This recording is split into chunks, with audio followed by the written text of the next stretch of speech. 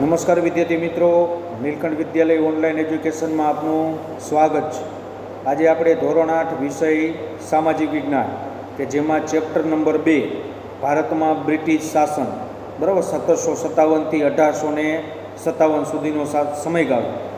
હવે પહેલા પાઠની અંદર આપણે જોયું કે ભારતની અંદર અંગ્રેજો છે અને બીજી ઘણી બધી પ્રજાઓ વેપાર માટે આવી હતી, બરાબર। ધીમે ધીમે પોતે ભારતની અંદર જોયું કે ભારતના પ્રજાની અંદર કે ભારતના રાજાઓની અંદર એકાબીજા પ્રત્યે ભાઈચારાની ભાવના કે એકાબીજાને મદદ કરવાની ભાવના છે નહીં।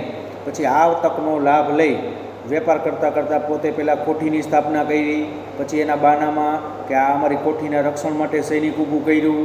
ધીમે ધીમે આજુબાજુના પ્રદેશો ઉપર માંડ્યો કબજો જમાવવા, અને ધીમે ધીમે બરાબર એકાબીજી અંદરો અંદર એની યુરોપ ખંડની પ્રજાઓ છે એ લડાઈ કરવા માંડી, અને છેવટે આખરે અંગ્રેજો છે બરાબર એ સર્વોપરી સાબિત થયા અને ભારતની અંદર ધીમે ધીમે પછી માંડ્યા કરવા રાજ, અને આખી સામ્રાજ્ય છે પોતાના હસ્તક કરી લીધું, બરાબર। એનું કારણ શું હતું કે એને એવું થયું કે અત્યારે તો આપણે ભારતની અંદર ટેક્સ ભરવો પડે વેપાર કરવા, એના કરતાં જો આપણે જ અહીંયા સત્તાની સ્થાપના કરી દઈ તો કે કોઈ ટેક્સ ભરવો પડે નહીં, અને આપણે અહીંયા છે એ મફતમાં વેપાર કરી, બરાબર, અહીંથી ભારતમાંથી અઢળક પૈસા કમાઈ અને ભારતને ગરીબ અને પાયમાલ બનાવી દઈ અને આપણો દેશ ઇંગ્લેન્ડ એને સમૃદ્ધ બનાવો, આ જ એનો મુખ્ય ઉદ્દેશ હતો। તો જોઈએ આપણે ભારતમાં બ્રિટિશ શાસન, બરાબર। આજે પહેલો લેક્ચર, પ્લાસીના યુદ્ધ પછી મીર જાફરને હટાવીને અંગ્રેજોએ મીર કાસિમને નવાબ બનાવ્યો હતો, બરાબર। પ્લાસીનું યુદ્ધ થયું ત્યારે મીર જાફર છે એને હટાવી અને એની જગ્યાએ મીર કાસિમને છે બંગાળનો નવાબ બનાવવામાં આવ્યો। તેના શાસનમાં બંગાળમાં કરમુક્ત ખાનગી વેપાર કરવાની બાબતમાં અંગ્રેજોને તેની સામે વાંકું પડ્યું, અઘરું પડ્યું એમ, કારણ કે તરત જ એને મીર કાસિમે છે અંગ્રેજોને વેપાર કરવાની છૂટ આપી હતી કે ભાઈ કંપની આખી બ્રિટિશ ઈસ્ટ ઇન્ડિયા કંપની વેપાર કરે ટેક્સ વગર, એમાં કાંઈ વાંધો નથી। આ તો કંપનીના કર્મચારી છે પોતે પ્રાઇવેટ વેપાર કરતા, એમાંય ટેક્સ ભરતા નહીં, બરાબર। એ ખબર છે મીર કાસિમને પડી, એટલે મીર કાસિમે કીધું કંપનીને વેપાર કરવો હોય તો એમાં ટેક્સ ન ભરે તો ચાલશે, પણ એના જે કર્મચારી પોતાનો પ્રાઇવેટ વેપાર કરે એમાં એને ટેક્સ ફરજિયાત ભરવો પડશે, એટલે આ વસ્તુ અંગ્રેજોને ગમી નહીં। આથી અંગ્રેજોએ તેની સામે યુદ્ધ કર્યું, બરાબર। અંગ્રેજોએ કીધું કે આ તો પ્રાઇવેટ વેપાર કરી એમાં ટેક્સ ભરવાનો, એટલે અંગ્રેજોને એ વસ્તુ ગમી નહીં, એટલે અંગ્રેજોએ તરત જ એની સામે યુદ્ધ જાહેર કર્યું। યુદ્ધ એટલે બક્સરની લડાઈ, બરાબર। મીર કાસિમ અને અંગ્રેજો વચ્ચે જે લડાઈ થઈ એને કઈ લડાઈ કહેશું? બક્સરની લડાઈ। બક્સરના યુદ્ધમાં અંગ્રેજોની જીત થઈ, બરાબર। બક્સરની યુદ્ધ થયું એમાં અંગ્રેજોની જીત થઈ। ત્યારબાદ રોબર્ટ ક્લાઇવ એટલે રોબર્ટ ક્લાઇવે અવધના નવાબ અને મુઘલ બાદશાહ સાથે સંધિ કરી, બરાબર। કારણ કે તમે જુઓ તો આની અંદર ઘટના એવી બને છે બક્સરના યુદ્ધમાં, તો બક્સરના યુદ્ધમાં મીર કાસિમ, પછી અવધના નવાબ શાહ આલમ અને આ બધાની ત્રણેયની સંયુક્ત સેના, બરાબર, મુઘલ બાદશાહ, શાહ આલમ, અવધના નવાબ અને મીર કાસિમ, આ ત્રણેય ભેગા મળીને સૈન્ય ઊભું કર્યું હતું, અને એ ત્રણેય ભેગા મળીને સૈન્ય ઊભું કરી અને અંગ્રેજોનો સામનો કર્યો હતો, અને છતાં પણ એમાં એ હારી ગઈ સંયુક્ત સેના અને અંગ્રેજોની જીત થઈ ગઈ।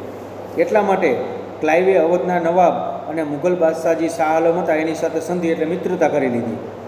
સંધિ મુજબ અવધના નવાબે કંપનીને 50 લાખ રૂપિયા આપવાનું સ્વીકાર્યું, કારણ કે એ પોતે હારી ગયા હતા હવે યુદ્ધમાં, એટલે અવધના નવાબે છે એ કંપની શાસન સાથે કરાર કર્યા 50 લાખ રૂપિયા તમારે આપી દેવાના, બરાબર, અને એ નક્કી કરવામાં આવ્યું।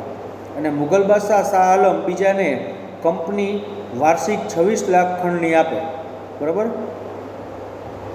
કે તમે જે કાંઈ ટેક્સ ઉઘરાવો, શાહ આલમને કીધું એમાંથી 26 લાખ રૂપિયા તમને આપવામાં આવશે, આવું નક્કી કરવામાં આવ્યું। તેના બદલામાં બંગાળ, બિહાર ને ઓરિસ્સાની દીવાની સત્તા આપવાની, બરાબર। શાહ આલમને એવું કીધું કે ભાઈ અમે તમને 26 લાખ રૂપિયા દર વર્ષે આપશો, પણ એના બદલામાં તમારે શું કરવાનું? તો કે બંગાળ, બિહાર અને ઓડિશા, બરાબર। અત્યારનું જે બંગાળ, બિહાર ને ઓડિશા ત્રણેય અલગ રાજ્યો છે, ત્યારે છે એ આખું બંગાળ ગણાતું, તો આની બધી જમીન મહેસૂલ, જમીન ઉપર જે ટેક્સ ઉઘરાવવામાં આવતો હતો એ બધો ટેક્સ કોણ લઈ જાય? અંગ્રેજો, આવું નક્કી કરવામાં આવ્યું। દીવાની સત્તા એટલે જમીન મહેસૂલ ઉઘરાવવાની સત્તા, યાદ રાખવાનું કે દીવાની સત્તા એટલે શું? તો કે જમીન મહેસૂલ ઉઘરાવવાની સત્તા। 12 ઓગસ્ટ 1765માં ઈસ્ટ ઇન્ડિયા કંપનીને મુઘલ બાદશાહે બંગાળની દીવાની સત્તા આપી અને અંગ્રેજોની ભારતમાં રાજકીય સત્તાની શરૂઆત થઈ. બરાબર, ક્યારે? તો કે 12 ઓગસ્ટ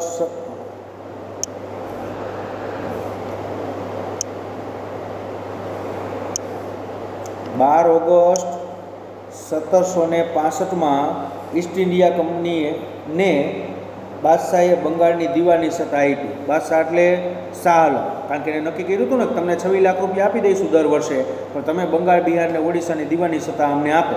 એટલે તરત જ બાદશાહે આપી દીધી. એને આ આપી દીધી એટલે ત્યાંથી અંગ્રેજોની ભારતમાં રાજકીય સત્તાની શરૂઆત થઈ. બરાબર, આટલું યાદ રાખવાનું. અંગ્રેજોની રાજકીય સત્તાની શરૂઆત ક્યારે થઈ? તો કે 1765 જ્યારે શાહ આલમે છે એ દીવાની સત્તા આપી બંગાળ, બિહાર અને ઓડિશાની ત્યારથી. હવે ત્યારબાદ આવે છે કોર્નવોલિસની કાયમી જમાબંધી પદ્ધતિ. બરાબર, હજી આટલું જાણો છે એ વાંચી લેજો. કોર્નવોલિસ ગવર્નર જનરલ હતો ત્યારે 1793 ભારતમાં કાયમી જમાબંધી દાખલ કરવામાં આવી. યાદ રાખવાનું કે કાયમી જમાબંધી નામની મહેસૂલ પદ્ધતિ છે એ કોને બનાવી હતી? તો કે કોર્નવોલિસે. કોને? કોર્નવોલિસે. કઈ સાલમાં?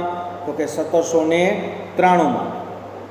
જોજો એ શું છે એ જોઈએ કે જમીનદારને જમીનના અને જમીન મહેસૂલના હક આપવામાં આવ્યા. જમીનદાર કે જે જમીન ખેડતા હતા ખેડૂતો, એને જમીન મહેસૂલના હક આપવામાં આવ્યા. જમીનના અને જમીન મહેસૂલનો હક આપવામાં આવ્યો. તેમણે સરકારના એજન્ટ તરીકે કામ કરવાનું.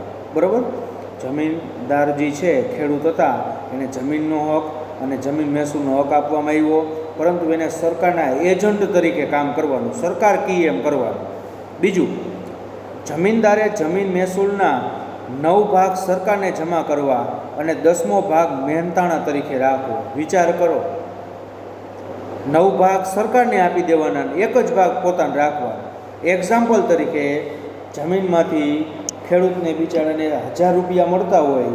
બરાબર, ખેડૂતને છે એક્ઝામ્પલ તરીકે 1000 રૂપિયા મળે. બરાબર, તો 900 કેને આપી દેવાના? અંગ્રેજોને. કેને આપી દેવાના? અંગ્રેજોને. ને માત્ર પોતાને કેટલા રૂપિયા રાખવાના? તો કે ફક્ત 100 રૂપિયા જ રાખવાના પોતાના ગુજરાત માટે. તો વિચાર કરો, મહેનત કેના માટે કરવી? ફક્ત અંગ્રેજો માટે જ મહેનત કરવાની થઈને જમીનમાં, કારણ કે 9 ભાગ છે એ અંગ્રેજોને આપી દેવાના, 1 જ ભાગ પોતાને રાખવાના. એક્ઝામ્પલ આપણે આપ્યું, દાખલા તરીકે 1000 રૂપિયાની આવક થઈ હોય તો 900 રૂપિયા અંગ્રેજોને આપી દેવાના અને 100 રૂપિયા જ માત્ર રાખવાના. બરાબર, આવા અત્યાચાર કરવામાં આવતા હતા અંગ્રેજો દ્વારા. આ પદ્ધતિમાં ખેડૂતોનું શોષણ થતું હતું. શોષણ જ થાય ને આમાં, કારણ કે તેને નિશ્ચિત કરેલું મહેસૂલ જમીનદારને આપવું પરંતુ જમીનદાર તેના ઉપર જુલમ કરીને પણ મહેસૂલ વસૂલ કરતો. નક્કી કરેલું મહેસૂલ કોઈ પણ સંજોગોમાં જમીનદાર લેતો. ખેડૂતો બિચારા ત્રાડ તડકામાં તનતોડ મહેનત કરતા અને એ બધા આવક છે એ જમીનદાર લઈ જાય, એ જમીનદાર એમાંથી અંગ્રેજોને આપે. જમીનદારે દર વર્ષે નિશ્ચિત કરાર મુજબ રકમ સરકારમાં જમા કરાવવી પડતી. બરાબર, જમીનદારે ફરજિયાત એ રકમ એને સરકારમાં જમા કરવી પડે. તેમ છતાં કાયમી જમાબંધી જમીનદારોની તરફેણ કરતી હતી. બરાબર, કે કાંઈ પણ ક્યારેક ઓછું થયું હોય તો જમીનદારનું માફ કરવામાં આવે. અંગ્રેજ સરકાર જમીનદારને એમ કે કાંઈ વાંધો ઓછા આપજો, પણ ખેડૂતોનું કાંઈ માફ કરવામાં આવતું નહોતું. જોકે શરૂઆતમાં જમીનદારોએ થોડું સહન કરીને નક્કી કર્યા મુજબનું મહેસૂલ આપવું પડતું. બરાબર, થોડાક સમય છે જમીનદારને જે કંઈ અંગ્રેજો કહેતા એમ આપવું પડતું. જે મહેસૂલ ના ભરી શકતા તેની જમીન જપ્ત થઈ, પણ પાછળથી જમીનદારો જમીન ખરીદવા લાગ્યા. બરાબર, જમીનદારો તરત જ પછી ધીમે ધીમે ખેડૂતો ઉપર એવા અત્યાચાર કરવા માંડ્યા, ભાઈ તમે મહેસૂલ ન જમા કરી લાગો તો કાંઈ નહીં, લાવો જમીન. બરાબર, એ જમીનદારોએ પડાવી લીધી ખેડૂતો પાસેથી અને પોતે માંડ્યા ખરીદી કરવા. સરકારને ખેડૂતોના વિકાસમાં રસ નહોતો, કે ખેડૂતો આગળ આવે એમાં એને કાંઈ રસ હતો નહીં. સરકાર એટલે અંગ્રેજ સરકાર, એનો તો ખેડૂતોને પાયમાલને ગરીબ જ બનાવાતા. બરાબર, જો એને ખેડૂતોમાં રસ હોત આગળ આવે એમાં તો કંઈ ન દઈએ કે કાંઈ વાંધો નહીં ભાઈ, આટલું જમીન મહેસૂલ નથી જોતું, ચાલો જેવું પ્રમાણે થાય એ પ્રમાણે આપજો. પણ નહીં, એનું તો શોષણ જ કરવામાં આવતું હતું. બરાબર, એનું શોષણ જમીનદારો કરતા ને જમીનદારોને અંગ્રેજો બે ભેગા મળેલા હતા. પરિણામે બંગાળમાં ખેડૂતોના ઘણા વિદ્રોહો થયા. વિદ્રોહ એટલે અંગ્રેજોનો વિરોધ કરવા માટે બધા ભેગા થયા અને અન્ન ભંડાર તરીકે ઓળખાતું બંગાળ કંગાળ બની ગયું. બરાબર, અન્નનો ભંડાર ગણાતું એ સમયે બંગાળ. કે એટલું બધું અનાજ છે એ બંગાળની અંદર પાકતું હતું.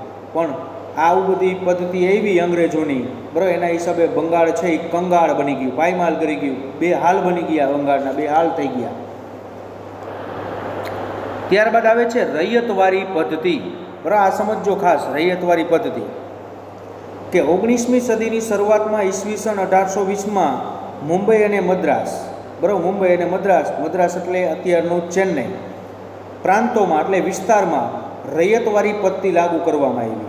બરાબર, યાદ રાખવાનું, રૈયતવારી પદ્ધતિ છે એ સૌપ્રથમ ક્યાં લાગુ કરવામાં આવી? તો કે 1820ની સાલમાં મુંબઈ અને મદ્રાસમાં. તેના પ્રણેતા થોમસ મુનરો હતા. યાદ રાખવાનું, રૈયતવારી પદ્ધતિના પ્રણેતા કોણ હતા? તો કે થોમસ મુનરો. તે સમયે તેઓ મદ્રાસ એટલે ચેન્નઈના ગવર્નર હતા. કે થોમસ મુનરોએ છે રૈયતવારી પદ્ધતિ શરૂ કરી ત્યારે તે મદ્રાસ એટલે કે ચેન્નઈના ગવર્નર હતા. આ પદ્ધતિમાં જમીન ખેડનારને જમીન માલિકો બનાવવામાં આવ્યા હતા.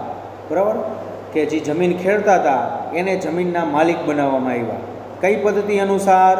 તો કે રૈયતવારી પદ્ધતિ અનુસાર. સરકારની શરત મુજબ ખેડૂતે જમીન મહેસૂલ ચૂકવવાનું હતું. બરાબર, સરકારે જે કાંઈ શરત કરી હતી એ જ પ્રમાણે ખેડૂતોએ છે જમીન મહેસૂલ સરકારને આપવું, એટલે અંગ્રેજોને આપવું. આ પ્રથાથી જમીનની માલિકી હકનો કોઈ ફાયદો થતો નહોતો. બરાબર, અંગ્રેજોએ જમીનના માલિકી હક આપ્યો ખેડૂતને, પણ વળી ખેડૂતો બિચારા ખાલી માલિક બન્યા, પણ એમાં જે કાંઈ ઉત્પાદન આવતું હતું એમાંથી 95% ઉત્પાદન તો અંગ્રેજો લઈ જતા. તો આ જે હક આપવામાં આવ્યા એનાથી ખેડૂતોને કાંઈ ફાયદો થયો નહીં. જમીન મહેસૂલ એનું મુખ્ય કારણ કયા હતા? 3 કારણો હતા. જો કે એક તો જમીનનું વધારે પડતું મહેસૂલ, જમીન ઉપર અતિશય મહેસૂલ લેવામાં આવતું હતું. સરકાર ઈચ્છે ત્યારે જમીન મહેસૂલમાં વધારો કરવાનો હક ધરાવતી હતી. સરકારને એમ થાય કે હવે જમીન મહેસૂલ વધારી દેવું તો એ વધારી દઉં, કોઈને કાંઈ પૂછવાનું જ નહીં. કોઈ પણ સ્થિતિમાં અનાજ ન પાકે કે નાશ પામે તો પણ રૈયતે જમીન મહેસૂલ તો આપવું જ પડતું. વિચાર કરો કેવા અત્યાચાર, કે કોઈ પણ સ્થિતિમાં દાખલા તરીકે દુષ્કાળ પડે અને અનાજ ન પાકે તોય જમીન મહેસૂલ તો ભરવાનું જ નક્કી કરેલું. બરાબર, રૈયત એટલે પ્રજા થાય. શું થાય રૈયતનો અર્થ? પ્રજા. બરાબર, રાજાની પ્રજાને રૈયત કહેવાય. રૈયત એટલે પ્રજા. તો એ પ્રજાને ફરજિયાત જમીન મહેસૂલ તો આપવાનું જ. વરસાદ થાય તોય ભલે, ન થાય તોય ભલે, પાક પાકે તોય ભલે, ન પાકે તોય ભલે, પણ એનું નક્કી કરેલું મહેસૂલ ભરવું પડતું ને ભરવું જ પડતું. બરાબર, તો આ વિચાર કરો, આ કેવી પદ્ધતિ કહેવાય, કેવા અત્યાચાર કહેવાય. આવા ખેડૂતો ઉપર અત્યાચાર કરવામાં આવતા હતા, આવા ભારતની પ્રજા ઉપર અત્યાચાર કરવામાં આવતા હતા અંગ્રેજો દ્વારા. હવે અત્યાર સુધી જેટલું ચાલેલું છે એ 2 વખત વાંચન કરી જવું. હવે મહાલવારી જે પદ્ધતિ છે એની વાત આપણે હવે નેક્સ્ટ લેક્ચરની અંદર કરશું.